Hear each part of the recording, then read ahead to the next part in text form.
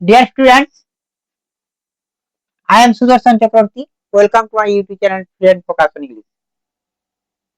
আজকের স্পোকেন ইংলিশের ক্লাসে আমরা কিছু বাংলা বাক্যকে ইংরেজিতে রূপান্তর করছি, যে বাক্যগুলো শুধুমাত্র প্রেজেন্ট পারফেক্ট টেন্সের উপর নির্ভর করে তৈরি করা হয়েছে। প্রেজেন্ট পারফেক্ট টেন্সের উপর টেন্সের যে স্ট্রাকচার রয়েছে সেই স্ট্রাকচারের উপর তৈরি করা হয়েছে। আমি কবিতাটি পড়িয়াছি, প্রথম বাক্য, আমি কবিতাটি পড়িয়াছি। I have read this poem. আমি কবিতাটি পড়িয়াছি। I have read this poem. দ্বিতীয় বাক্য, আমি সকালের জল খাবার খেয়েছি।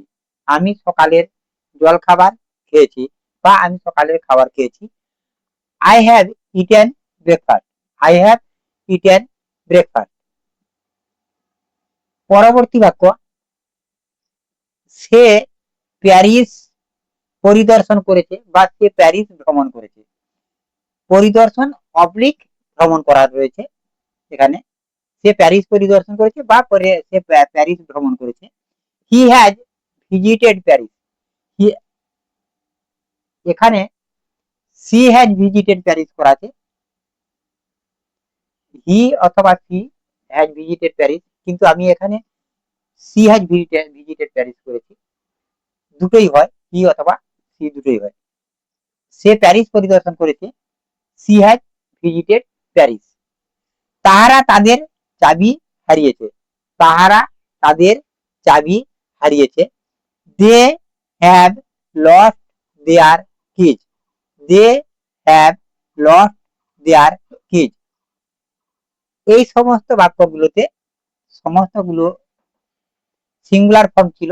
এখানে তাহারা প্লুরাল ফর্ম রয়েছে, এখানে হ্যাভ হয়েছে, আর উপরের বাক্যটাতে বাক্য দুটোতে আই ছিল, হ্যাভ হয়েছে।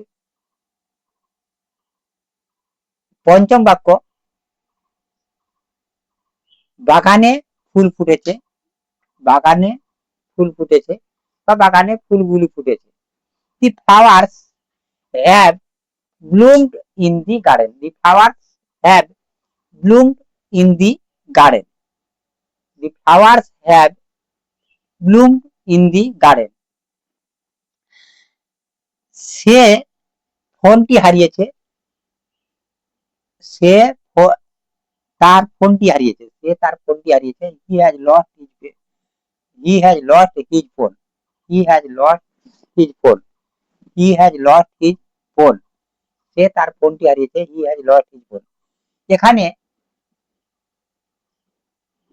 সমস্ত বাক্যগুলো সাবজেক্ট প্লাস হ্যাভ অথবা has plus PP plus object or complementary sentence, complementary word, এই স্ট্রাকচারের উপর তৈরি হয়েছে।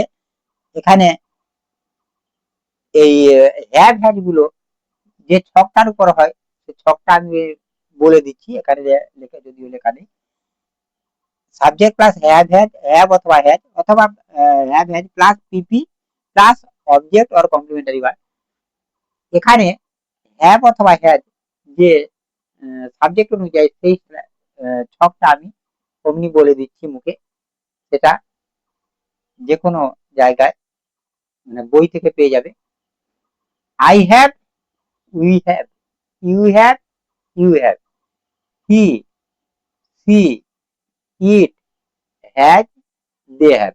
অর্থাৎ থার্ড পারসন সিঙ্গুলার নাম্বারের ক্ষেত্রে হ্যাজ, বাকি সব জায়গাগুলোতে হ্যাভ বসে।